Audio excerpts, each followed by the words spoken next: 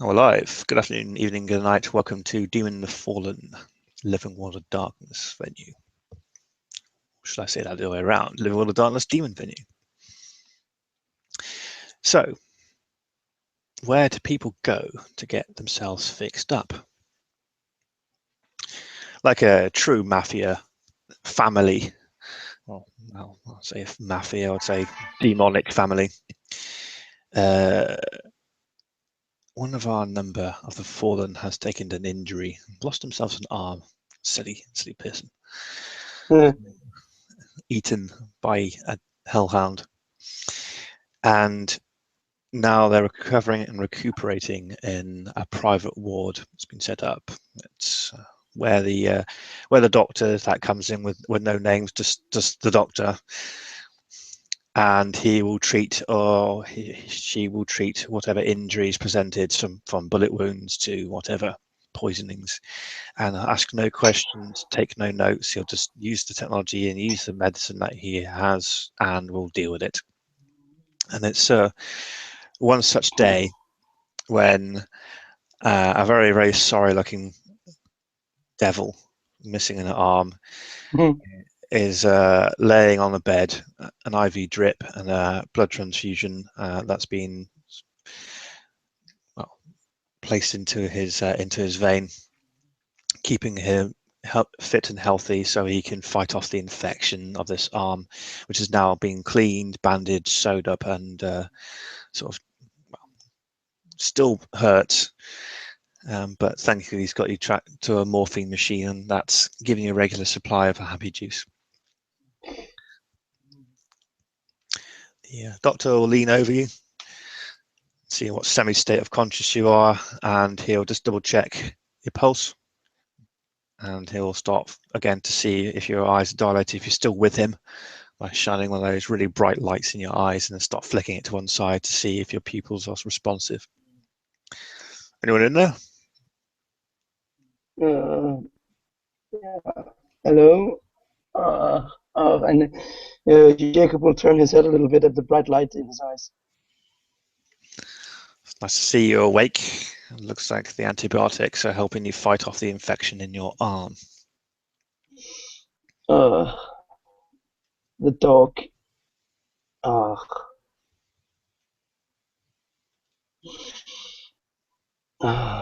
Thank you, doctor. You're welcome. Remember, don't tell me, don't want to know about it. Not my monkey, not my circus. I'm just here to fix you. Understood. Thanks.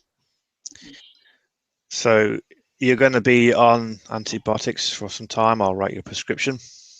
You can go and get it from any drugstore.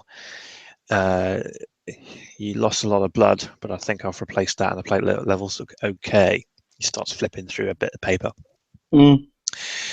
So from outside perspective, it's more preventative care for further infection then now. But you got to deal now with having one arm, so it's going to take some adjustment. In terms of your pace and your walking, and general life things that you need to sort of work out on. Yeah, that's gonna be difficult, but yeah. You start to feel a sudden sort of jolt and pain in the arm, and you can almost feel a scratch. The back of your hand, the one that's missing, is itching. But it becomes really, really sore and painful after a while. It actually starts to, literally, your nerves are just tingling from the end. On the end. And I'll ask him what I can. So what can I do about, like? And I know that I can't, like, Jacob points to his arm. It just hangs there, but I can feel it hurts here and here, and he gestures to the phantom pains. What can I do about that? Welcome to Phantom Limb syndrome. Not much. It's the nerves. I can only describe it as, if your brain is a big computer and it's got wires going to one location, it gets data from it all the time, information from it all the time. If you suddenly cut that information off, it still expects to have data and it can't deal without it, so it makes stuff up. It's your nerves at the point, he points to where the arm is severed. Just they're expecting to see something, some information back from your wrist or from your elbow or from the rest of the arm that's now missing. So it has a tendency to just make it up and then send it to your brain as well, pins and needles or pain or something like that. It can be managed, but it can't be cured. And Jacob nods. He nods solemnly. He doesn't want to show that how he truly feels about this, because it's first of all, it annoys him, but he can't do anything, and he doesn't want to show weakness. So he just nods and goes, "Oh, okay." Do you want me to put you out for a bit? Do you get past this bit? Yeah, that would probably be a good thing. The doctor goes over and rummages through a bag and pulls out a syringe. He walks over to the sort of syringe element that's been placed into your arm, so allowing easy access for intravenous injection. He pops the top off the syringe, squirts it through, just to make sure there's no air in it, places it in the tubing, and then sort of squeezes through a measure of it. Yeah. So we'll take the edge off, and you'll go a bit dreamy, and it'll put you under for a good 8 hours or so. So pleasant dreams. Thank you, doctor. He says as his voice starts to trail off. Yeah, it literally does not take very long at all before you've gone. Yeah. It's not a pleasant dream, though. Let's just get to my lower third. The first thing that you remember is an old memory. Let me introduce you to this place. This place is called Amano Amarath. I love that. It is during the end of the war that you remember this place. It was a construction made by the malefactors, and it was their first attempt at trying to sort of build a bastion that could sort of move. It's a mobile bastion. This is only the core of it. The bastion itself was never fully constructed, and they built the inner core. But you remember one of your friends, a captain in the army, in the Lucifer's forces, resided there, has spent an awful lot of time away from the front and didn't actually want to get directly involved in the conflict, but was experimenting and manufacturing ways of maintaining and storing energy from souls. It was pioneering the ability to store faith in an object. Specifically after this big huge hullabaloo was made when a green gemstone was recovered, a very large emerald gemstone, which some of the minds of the fallen believed to be a shard of God itself, and was frozen and sort of locked in place in a solid. But let me introduce the cast here. This is a friend of yours, the head of this, and the only person that's currently residing in this place. His name is Gexis. Gexis is an artificer. He's the leader, and he's the brainchild of this. He long ago eschewed any flesh form, converting himself completely to the metals of the time, housing his consciousness. It's almost like the first robot. And it's here we join him on the inside of this tower. Now, dimension does not work here the way it should do.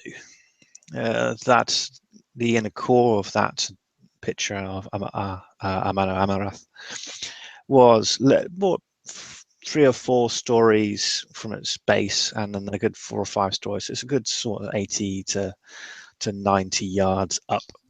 So that still will kill a mortal if he fell off the top. But standing on the inside, the dimensions are 4 or 5 times larger. Imagine a perfectly octagonal room. It's absolutely measured in its construction. Every single size is bang on 15 feet. And each angle of the 8 sides are perfect. There are 4 pillars that come down from a black space above that seem to go on for absolutely ever. And about 4 or 5 stories, there's a very large globe-like construction. It's almost like it's a iron mesh of the world. Huge it is, and rotating slowly. And on the inside, right in the core of this globe, which I'd say measures about 40 or 50 feet across, 50 feet across in diameter, there's a glowing green gem. When you're in the presence of this gem, it feels like you're in the presence of God.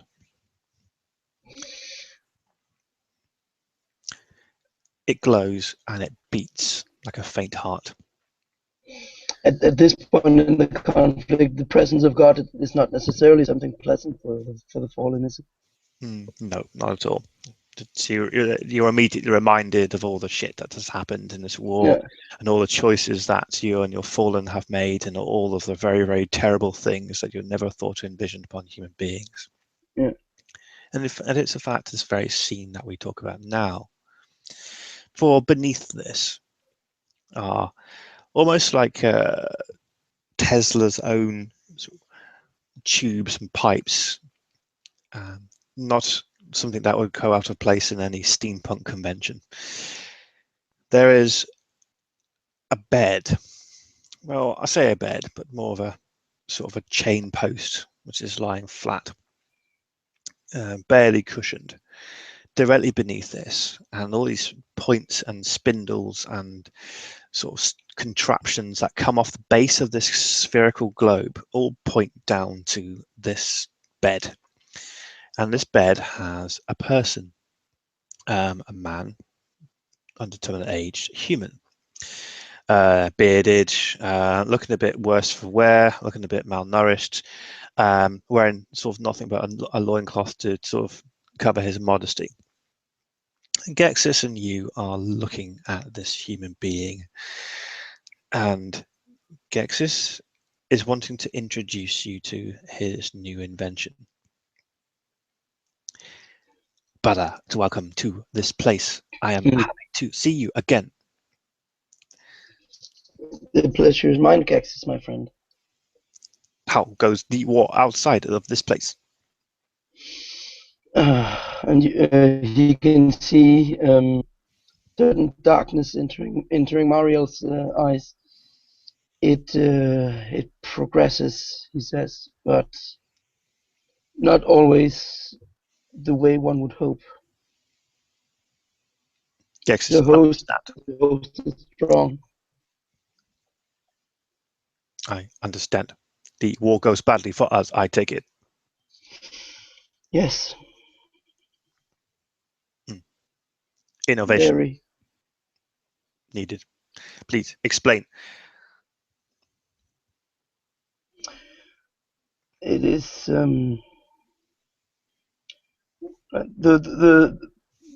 our conflict between ourselves that we had to do. The Ebonites would be coming, and when you mentioned the Ebonite, oh, by the way, what legion is Gexis? I have absolutely no idea. I didn't write that down. God darn it.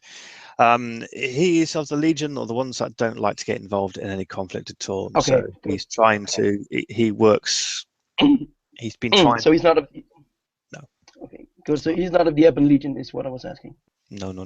I think he would stay. He eschews this conflict. Okay, good. Since the conflict with the Ebon Legion, and when Mariel mentions the Ebon Legion, you can see a certain kind of hatred entering his eyes. Well, and or at least displeasure, strong displeasure. The conflict with the Ebon Legion took a heavy toll on us, he says, and I was there at Dudael. I held the right flank at the siege. I slaughtered many that day, and the conflict between ourselves took a heavy blow on us. And the host used this. I don't know honestly, Gaxis, how much longer we can last. Gexus cocks his head. You can hear sort of the or the sort of clockwork components holding his neck in place and sort of tick over for a few seconds. Much innovation shown by heavily host our enemies in this situation. Initial conflict, initial progress, initial victories due to fallen innovation. Host unable to compensate. Host now can compensate and have taken new stride. They have introduced new forces into their army. Their army now Malachim. We do not know how to conflict, so we must innovate. I agree, but how? Energy is necessary. Change models, plan in place. This construct for that purpose. He nods. Tell me more. Transmogrification device uses God energy to change soul state. At the mention of God's name, Mariel goes a little bit. He shudders a bit and says, "I am sorry, Gaxis. I am not as technically skilled as you are. Could you explain what you're thinking?" Gex's head sort of realigns itself back to where it should be. Of course, my friend. God energy used for one purpose: to change one fact about this world, to change one possibility into a definite. With using God energy in this machine, we are able to change soul of anything, anyone, including fallen or host. We can improve soul of fallen, strong, increased power. And at that explanation, Mariel's eyes widen and in like almost a glimmer of hope in his eyes. Really, he says, that would be a game changer, Gaxis. Agreed. We are constructed from God energy, all of us. God energy is finite, unable to grow past a certain point. But with the inclusion of energy from other source, we can increase our power. Match archangels, match the four horsemen. Yes. And he actually, Mariel hasn't smiled for a very long time. He never did much, but he hasn't done for ages. But now a slight smile appears on his face as he senses a glimmer of hope. Now, experimentation needed. Many humans must be sacrificed for this change. And at those words, Mariel takes a deep breath, and he, well, I don't know if angels take breaths, but like that, yes, but and if they wish to. And he closes his eyes, and basically the thought process that goes through his head is basically the same thought process that must have gone Churchill's head when he decided not to evacuate Coventry and let the Nazis bomb it to avoid letting them find out that they'd broken the Enigma code. He says, well, we did this, we rose against the Most High for the sake of humanity, and if we are to have any hope of defending them in the later years. From now on, we must prevail, Gexis. So, distasteful as it is, I see little alternative. Understood, and completely agree with this decision. However, mathematics, not certain, need to experiment now. We'll go through several stages of this technology. First stage shall be change in soul state, which is change nature and demeanor of being, of subject. We shall see initial change, and then we shall go to advance on. Have calculated that X number of humans will create 1 mode of energy soul for ourselves and our consumption, which will increase our power. He nods. Gexis will walk over or sort of hover or roll over to these sort of unique looking contraptions and levers. He'll pull the first lever and you can hear and then a pronounced heartbeat from the sort of a green emerald beneath above you. Sort of lines of energy start sort of creeping along these 4 pillars, or again all sort of equidistant and all sort of beautifully and accurately sort of shaped and placed, almost as if they're, excuse me,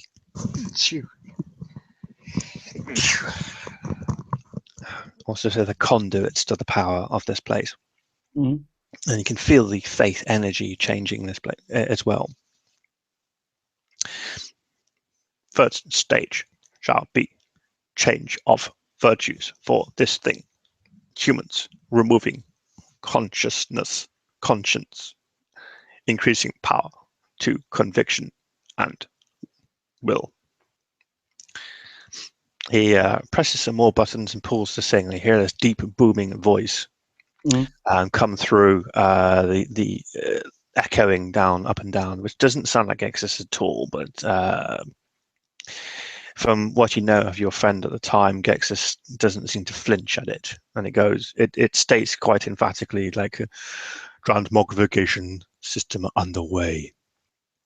Soul state realignment commencing. There's a green flash, and all the points and all the sort of sharp pointing sort of instrumentation from the base of this thing beams straight into this human. And your ears and the entire place are echoed with the most horrific screams of pain that you've ever heard.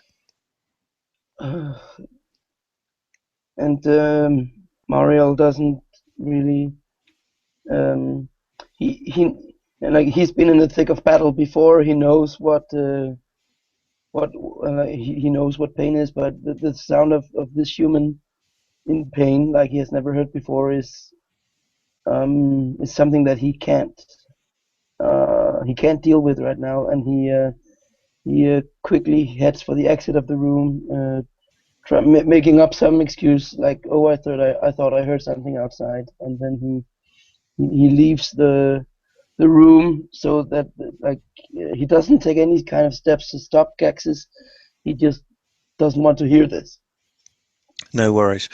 As you sort of leave the inner chamber, and Gexis will nod as he continues experimentation, the door between you, even though it's thick and heavy set, has not made any impact at all on the sound. It seems as if the very building itself is resonating with the scream of this man. And it can feel it through the vibrations as you walk, and also you can sort of feel it in the air as well. It's like, it feels almost like that sort of muggy, sort of static electricity feeling that you get just before a thunderstorm. Yeah. Like almost desperate to escape the sound now. Mariel will attempt to find the exit of the building. It will take some time, and you do see the exit eventually as you go through these concentric rings out that expand ever outwards to get towards the main exit. The sounds of pain stop, Okay. You feel the sort of hot air and wind sort of blow through the main entrance as you leave, because this place it's drawing energy from the world itself, and it seems to be it's parked itself sort of near the top of a flow of lava, Mm. and that's why it's glowing this crimson hue. But you can still feel there's been a change of energy in the air. Yeah. Mariel, as he exits the building, he takes a few moments to compose himself. Like try a couple of times glancing over his shoulder back at the entrance, not trying to decide whether to go back inside or whether that's a good idea at all. He will wait a little bit to see what happens. You wait, and the air seems to stabilize itself again. It seems to be the natural wind and the heat of this world, and not some result of some artifice that your friend has envisioned or has placed upon this human being, this human experiment. Eventually, he musters up his his courage, and he goes back inside to face what he feels that what he has done. So eventually he will make his way back to the room where he left Gaxus. Gexus is still standing the way he is, looking at the machinery he has. The human being is still alive, but the beast has taken over him. He appears to have more muscle mass to him. He appears to be sort of larger, stronger, sort of more primal, more hairy, and he seems to have lost his mind. When you look at his eyes and he makes eye contact to you and he starts to pull out his restraints and snarl and spit, there's no language that comes out of his mouth. There's no curse. It is just literally like an animal in his mind. Yeah. Phase 1 experimentation completed. Excellent. Ariel looks at the human and then Gaxus and says, "So from the patient's condition, I assume that phase 1 was successful." Yes, it was successful. The readings and the evidence are suggesting that it was. It is. We have enhanced the willpower of this mortal, but have reduced any consciousness or conscience. This one is a killer and will kill their own family now at our direction. Is that really necessary, though? To test the extent and success of this device, then possibly. Mariel will nod, and then he will but he will also have a pensive expression on his face and go, "What about? I'm sure that there are some prisoners that some criminals that we could use instead." Not useful experimentation, not true. Because anyone can be taught to kill another person if they do not know them. Killing family, however, is completely alien to human conscious conviction. Okay. See, I'm a little bit torn now because Mariel was part of the Iron Legion, and as far as I remember, the Iron Legion didn't commit any atrocities, but now he's about to commit an atrocity. That's going to be a little bit of a problem. But okay. Mariel will nod and a clear expression of disgust is on his face, but it is mostly disgust in himself. He's getting desperate now, and he wants to win the war. So he looks down and makes a quick nod with his head. Doesn't really say anything else, but trusts that communicates what he thinks. Gexis will again cock his head and then sort of back up again. Maybe this experiment for another time. We'll move on to phase 2 of the artificial. That makes no sense at all. Makes phase 2 of this program. Pattern restoration. He nods. That would be good. Yes. I trust there will be no further issue with anyone outside that you need to investigate for phase 2. No, and he shakes his head. There was no one outside. I heard. I was mistaken. He cocks his head at you again, and then back up. And he throws some different sets of levers, and again the booming face. Drad modification restoration underway. There's no scream this time, just snarls and spits of rage. The body again is lanced with these energies, these green energies from the machinery above. But you can still feel that heavy pressure in the air and a slight feeling of presence of God whilst the energy is being exercised. Yeah. It doesn't take half as long for this experiment to be completed when the lever is thrown again and the energy from the sphere stops. And all you can hear from the human this time is crying. He's crying. He's sobbing, and he's begging for you to stop, for it to stop. It's like, please, let it stop. He's looking at you directly. Mariel turns his back on the human and takes a deep breath as he takes a couple of steps away. He doesn't leave the room this time. He just takes a couple of steps away and lets Gexis get on with what he's got to do. Phase 3 experimentation. I am prepared for it. I do require you to witness this so you can report to the Morning Star of my success. Mariel again takes a deep breath and nods and turns around to watch. Phase 3 total energy extraction. He throws a load of levers this time and starts adjusting some dials up, and you can hear almost sounding of steam and pressure escaping from like the recesses of some machinery that you just can't see, but these pillars are glowing green. A further lance this time of energy comes through down as a first as the voice booms out again for the third time.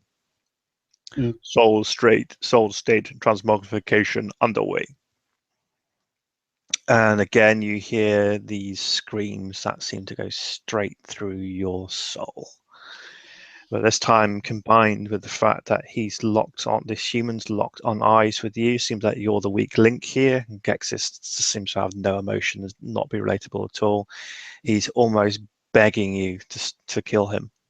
As the pain, the screams of pain are literally echoing around this room once more. I do have to roll something to prevent myself from doing what I want and actually put him out of his misery. Make a willpower roll, please. Yeah. Okay, so willpower, not divinity, right? Willpower, not divinity. So it's going to be, it's literally your this is your conscience and your conviction that's going. So the standard difficulty is 6. However, you can assign your own difficulty and make it easier or harder for yourself depending upon your own nature. Yeah. Well, there's at least nature is my nature is pennant. Well, yeah, but the thing is that my nature was determined after the. Apologies, I'm not making myself clear. Make your character's current decision and feelings at this time. Okay. Yeah. Okay. So I have 1, 3, 5, 7, 4, 9, 5, 3, and this should probably be as standard difficulty is 6, but this should probably be a 7 because like he does not like this at all. Okay, so you got 1 success. Yeah. Okay, so is that showing restraint? Yeah. Okay, so you literally almost take a step forward. And for a moment, you see the eyes of the human being's eyes light up, as in, like, my salvation is here. I'm about to be rescued. And then you stop yourself, and I think you destroy his soul. Yeah. There's no sound or begs from him when he sees that, because you can see the conviction of you. You've just go, nope. Yeah. It takes a long, or feels like an eternity, and then the body lies motionless, and the demon voice goes, soul state transmogrification complete. Gexis will throw these levers back into their normal position, and so readjust some dials again, and will start to analyze data. And Mariel will stand for a moment and look at the human and his. No, angels don't cry, but if they did, he would like. He is very, very deeply disturbed by what he has witnessed and what he has done, or rather what he has not done. So he will turn to Gexis and say, not he's not hostile or unfriendly or anything, but he's like brief and to the point because he doesn't really want to be here anymore. Is there anything else you need from me at the moment, Gexis?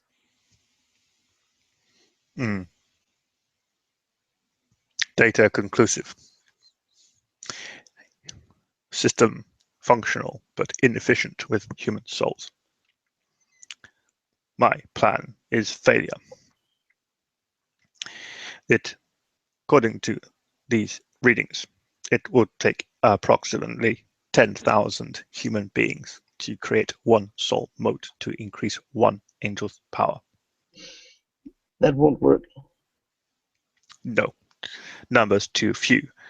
Without expansion of breeding program to make many humans. And he will look at Kexis and say, Kexis, like you are much more knowledgeable in matters of science and technology than I am.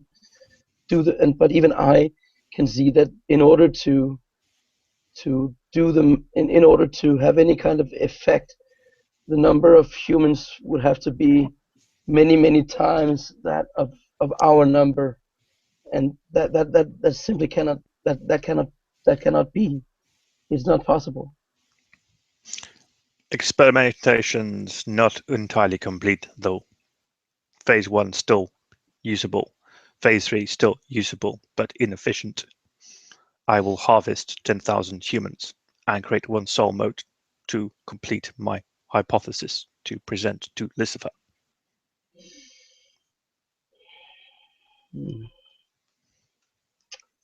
I think would it not be prudent to instead to do more calculations to find a better, more efficient way, rather than go on with the inefficient way? I agree. However, time is a factor. We are almost out of time. Yes. Mabel project is last hope. This is secondary project. If this successful victory possibly assured, if this fails or more time needed, then we have 1 sole hope, which is Babel project. But Gexis, he apologizes and gestures for Gexis to finish his trail of thought. Please go on. There is one more experiment we could try. Oh, Use a test subject shall have to be an angel or a fallen.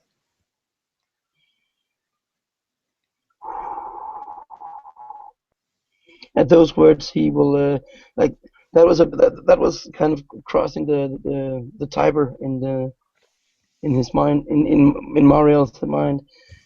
So you want to do to an angel what you just did to that human?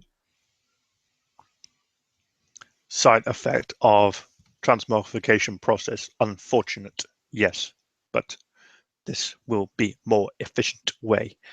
Angel form is more distilled energy, more efficient at using energy, more efficient in this phase. We'll be able to extract more energy from one angel, maybe 1-to-1 scale. Take the destruction of one angel to enhance another. He nods. That is preferable to 10,000 humans, he says. I will. Do you have access to prisoners of the host? He looks at you and goes, "No." Gexis does not. Lucifer will not allow.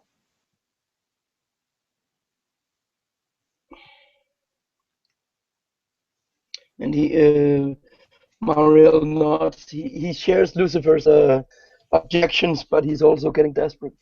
I can see where the Morningstar is coming from with this. He admits. I truly can.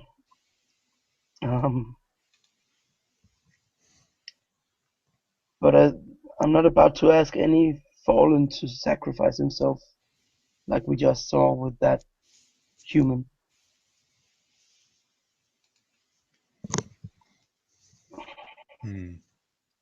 I will.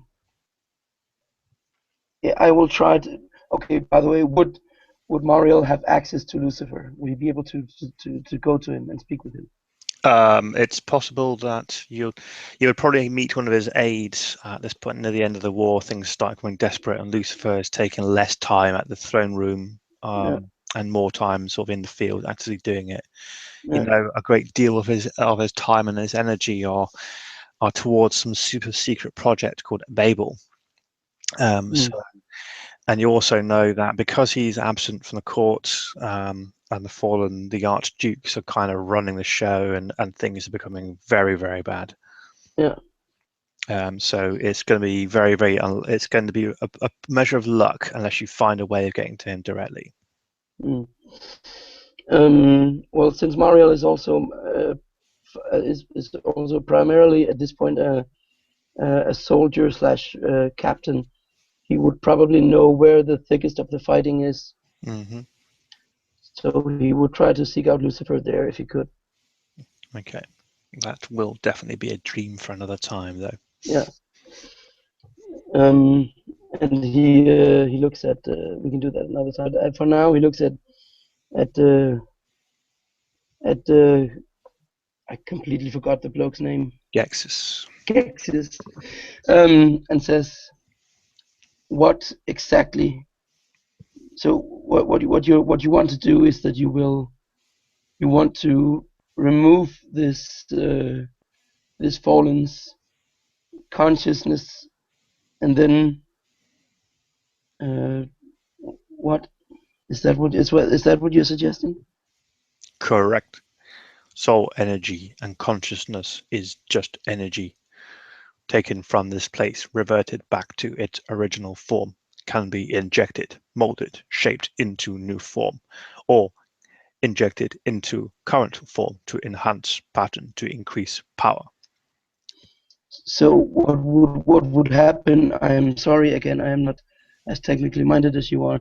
What would happen is that this fallen first would have his consciousness removed, and then would have it restored and become stronger. Unfortunate that soul removal will destroy first consciousness in order to enhance second. It is, Okay. as humans say, an eye for an eye. One soul is destroyed to make one soul stronger. Okay. Okay. He nods. Then what do you suggest? Because neither you or I are going to volunteer for this. We are too important for the effort. Gexis cocks his head in thought for a moment.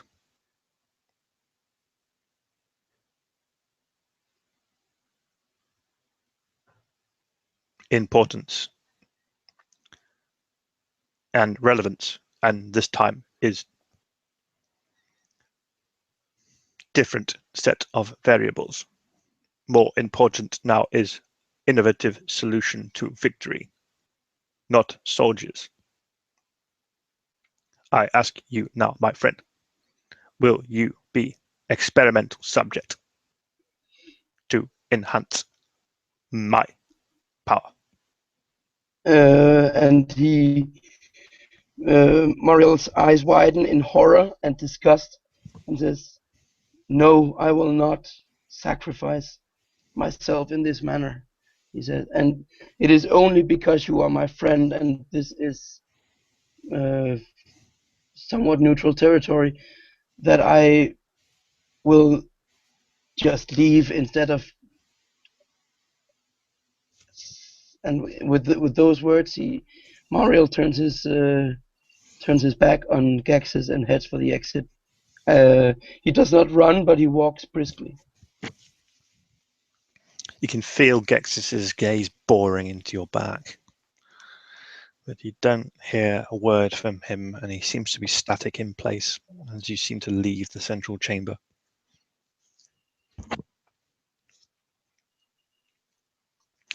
As you take your leave from Gexis, and you go through and you follow the traceries of the route again, do you wish to leave Amano Amarath at this time? Well, I don't know. Is there anything? Is there any he's not stupid, but he's not like technically minded. Is there any information lying around? Any books, scrolls, whatever? Anything that might look interesting to him? Absolutely nothing at the time. Okay. Okay. So then he will just leave. It takes a good, by your reckoning, a good hour to actually navigate outside of this place again. It seems like it, almost as if the building was slowing you down or stopping you from leaving. But you soon, with your power, can find the exit, and again you're greeted by the sort of hot winds coming from the lava pools around what's left of this construction. And you leave and walk into it. It's you can start to hear screams, more than one this time, maybe 2 or 3 or 5 or 10 or maybe 100, we don't know. But it's almost as if the sound of such sheer agony at this point starts making almost like a solid wall. You feel it on your back, and like literal pinpricks down the back of your neck as you start walking away from this place. Human screams, take it. Yes. Yeah. And he, as he walks away somewhat faster than he was already, Mariel will shake his head in disgust and horror, and he will think about whether or not it is time to reevaluate his friendship with this individual. And this, if summoned by this thought, your vision goes black and then goes groggy. You feel very heavy, and light is almost blinding. And you see a very, very vague shape of a person overhead, light behind them, shining down upon you, gently rocking you awake. And he blinks his eyes and like squints them to protect them from the light, and then slowly, as they get adjusted to the light, opens his eyes and looks at the person. It's a vague image of the doctor that you see. You find yourself waking up, but you can find that you've dug your nails in to your palms and they are bloody, and he's bandaged them for you. You can see at the corner of your eye the heart rate monitor was sort of going quite haywire until recently. You also see the fact that you're still missing your arm.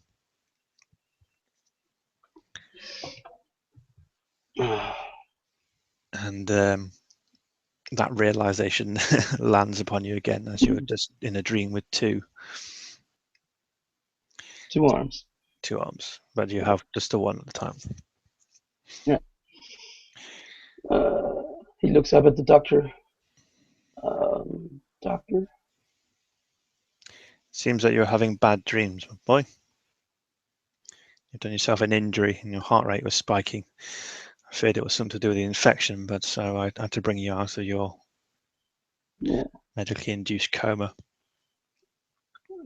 Bad dream doesn't begin to cover it, he says, as he remembers the incident with disgust.